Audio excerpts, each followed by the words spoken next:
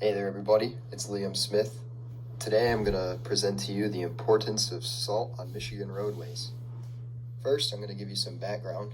The reason why I chose this topic is because I saw in the recommendations that somebody else had done snow plowing in previous years, and I thought, well, instead of doing that, I'll go a little bit deeper, and what goes along with snow plowing or snow removal is salting. It happens every time you snow plow, especially on roadways in Michigan. So, without further ado, today I'm going to talk about the importance of salting on Michigan roadways. To understand why salt is so important, I'm going to first tell you how it works on the roads. Salt works by lowering the freezing point of water, which most people would know. Water freezes at 32 degrees Fahrenheit. Sodium chloride, which is the most common salt in Michigan, freezes at minus 5 degrees Fahrenheit. Sodium chloride is also the same as table salt, but instead of being ground into very, very fine pieces of salt, I guess, it's ground more into like chunks that look almost like rocks. So that's the most common used salt in Michigan, is your table salt. The process that allows the salt to be effective is known as freezing point depression. Now that we understand how salt works on roads and what its purpose is, we could talk about the pros and the cons of using it on our roads. Pros: salt can reduce vehicle accidents in the wintertime by 93%. That's done by adding a layer of traction and by pretty much melting away the ice. Salt adds a layer of traction if it's added on icy roads. So what that does pretty much is, if the salt has not had time to melt the ice, it acts almost like rocks in a way, where you can drive on top of that and it adds a layer of traction so you're not slipping around. Salt is much cheaper compared to other tactics like sand or wood chips to melt the ice. So it's very cost effective. It's very easy to find.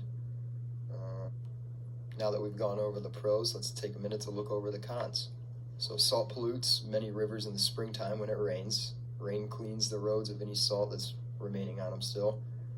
What that does is it pushes all the salt into rivers, which can obviously damage wildlife, fish, any freshwater creature in rivers that can't survive in salt water.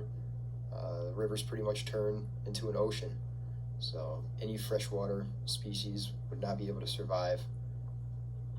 Salt can also potentially pollute our drinking water if the salt bypasses a filtration or is not filtered properly. That could be really bad. Salt also causes rust and other corrosion on vehicles that are driven on salted roads. That means paint damage, body damage, frame, whatever it might be.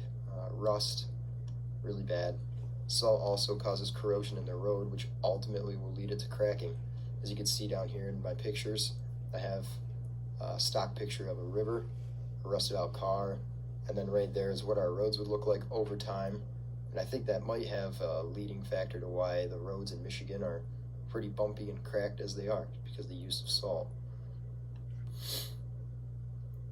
Now that we've covered both the pros and the cons of using salt, we can go over different solutions and alternatives for melting ice without most of the damages that comes with salt. So sand is non-corrosive, lasts a lot longer on salt when it's on the roads. Salt kind of dissolves where sand would not.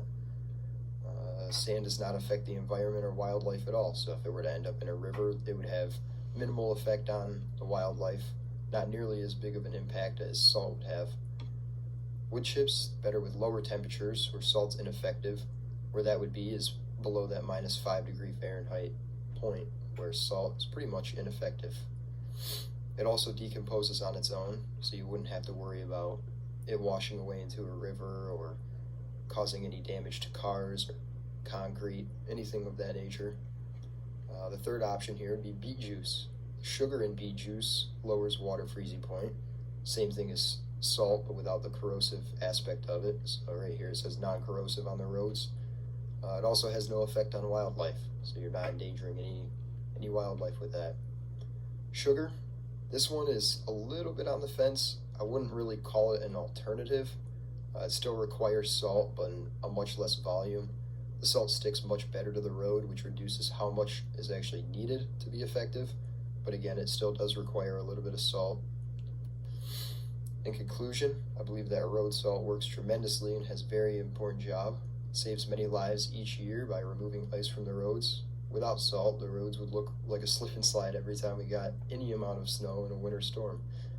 I do believe that there's room for improvement. Like I said, the alternatives or the solutions there, finding a different method to melt the ice.